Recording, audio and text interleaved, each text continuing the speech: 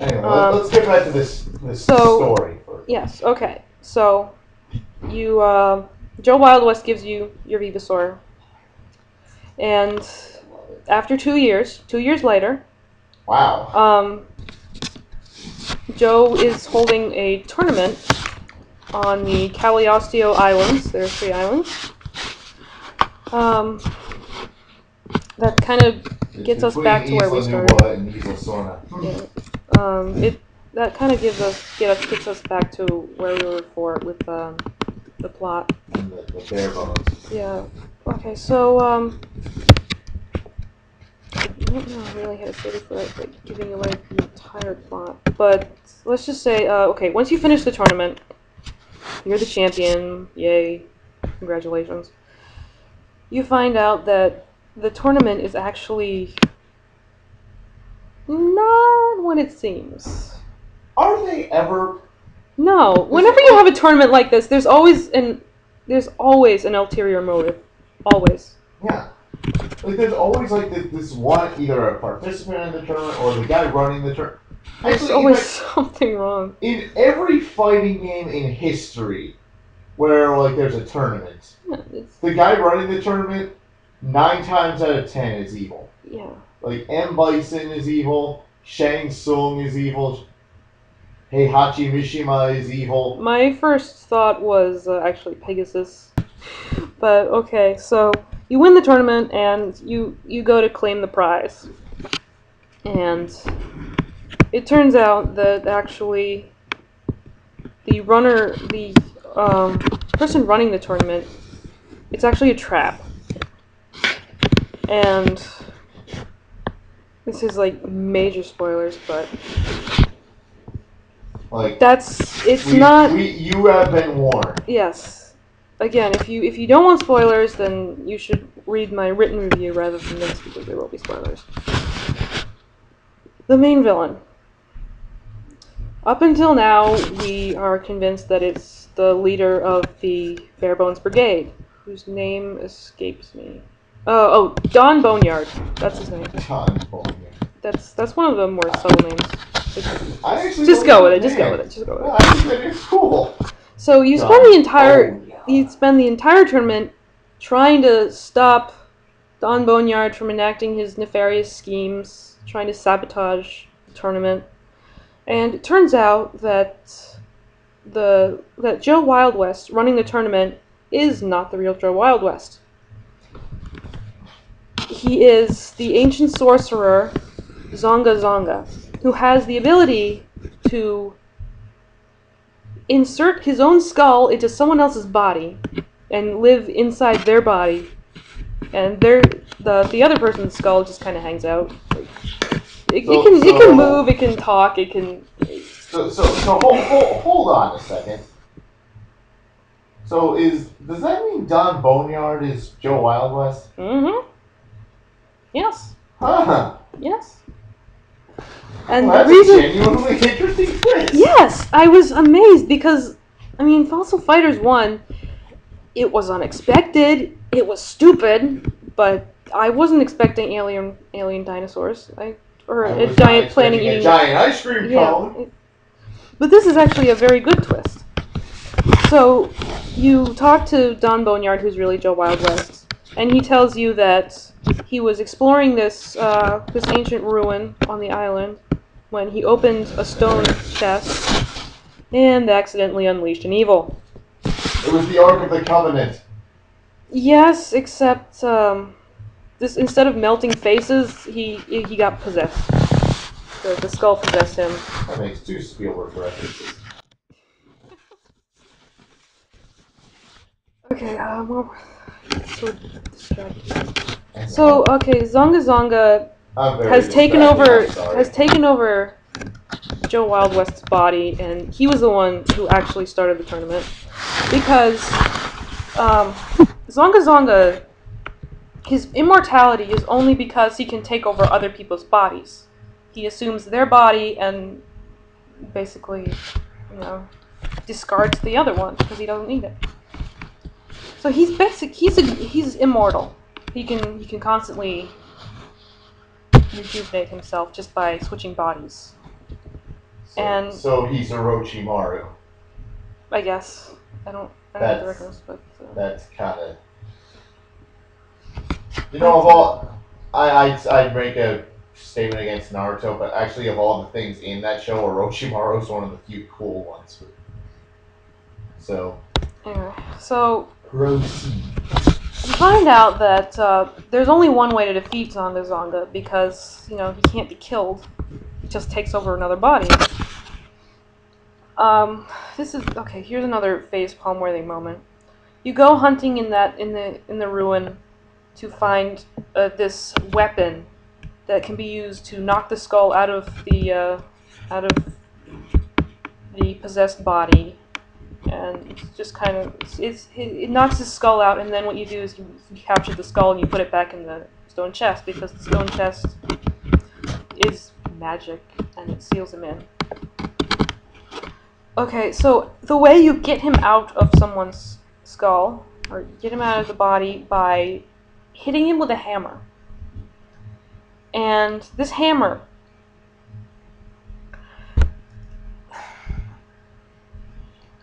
Okay, the hammer is called the Cagliostro Pipsqueak. Huh? Yeah, What? I have no idea. Like I said, facepalm. So you go to the temple, you get the Cagliostro Pipsqueak. You go back to face Zonga Zonga, who has Joe Wild West's body. And of course, since it's Joe Wild West's body, everyone thinks it's Joe Wild West, who now wants to take over your body because you won the tournament. I kind of skipped over the history of Zonga Zonga because it's important to the story, but it's not really. It basically just says. I can kind of put it together. Yeah. He's basically using this tournament to keep taking over the old bodies. Yeah, he takes the winner, and that person becomes the majestic vessel, and he possesses that body as his own.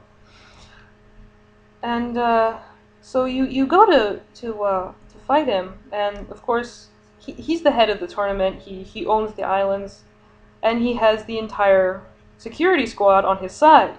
So you have to constantly be fighting the staff on the island, who think you're a cheat, and you don't really. You're a member of the Berry Warriors Brigade, and you're trying to sabotage everything. So everyone's after you. People now hate you. You can't go out without a mask on. So you eventually, have to wear a mask. Yeah. Like is it a dinosaur mask or? Actually, yes, but I'll show you that later. So you have to wear this mask, and eventually, the staff corners you at Joe Wild West's tower, and your friend Todd comes and saves the day.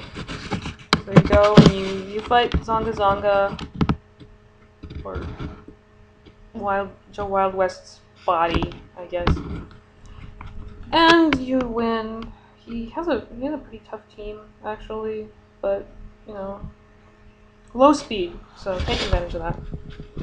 Uh-huh. So you defeat him. You use this hammer, the Cagliostro Pipsqueak, and you just wham him in the head. And anyone seeing this cutscene who isn't giving context sees this little kid swinging a hammer at a guy's head.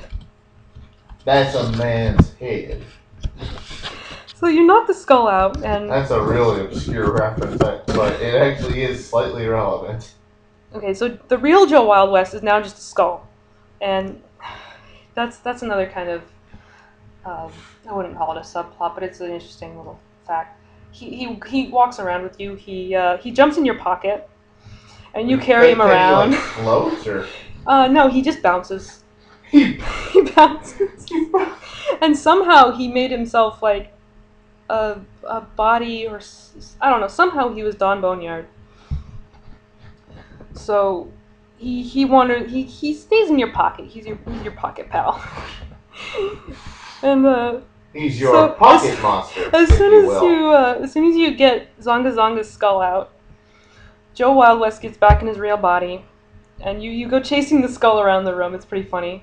You finally capture it, and you take it, and you're headed to the temple to seal him back in the chest.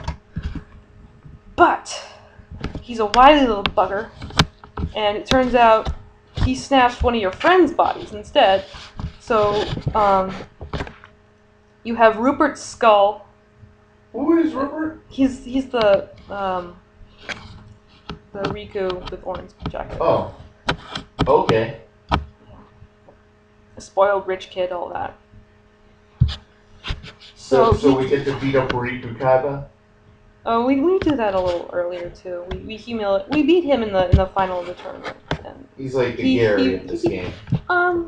Yeah, except eventually he does turn into a good guy. He turns against his father, who's really only in it for the money, and he says he enjoys fossil fighting, and he becomes a good guy. Alright. He was always a good guy, but he was never really interested in the whole saving the world thing. He just wanted to win the tournament. But it's quite interesting because you're carrying around Rupert's skull in your pocket as usual, and what you have to do is you have to find Zonga Zonga. He's at the same ice plateau where you got eaten by the whale. You go out there and he uses the new vessel to regain his former powers. And he makes a huge shadowy castle rise from the ocean. And there's no way to get to the island because even the Venusaurs can't fly through the storm. It's just a very, very strong protective magic. Why is this sounding eerily like the first Pokemon movie? I don't know. But the only way to get there is to get shot out of the cannon. The fossil cannon it's been around since the first game. It's not as... The fossil cannon is basically used to trade fossils with other players. So the only way to get to the island is from the fossil cannon. But it's a fossil cannon, and it's not made to shoot people. So if you try it, you'll kind of get blasted to smithereens. So what you have to do is, Rupert's father is the head of a major fossil fighting company. Of course it is. I don't know how that happened. But he's the head of the company. What he does is he looks at his son's poor skull just bouncing around, and there's so much pathos, and it's a skull bouncing and father and. It's given more gravity than it warrants. Well, it's actually very, very touching if you know the whole story, but it's still goofy. It feels like it's given more gravity than is warranted. When you really think about it, it's just dumb. But you know the whole game is, so why worry about it?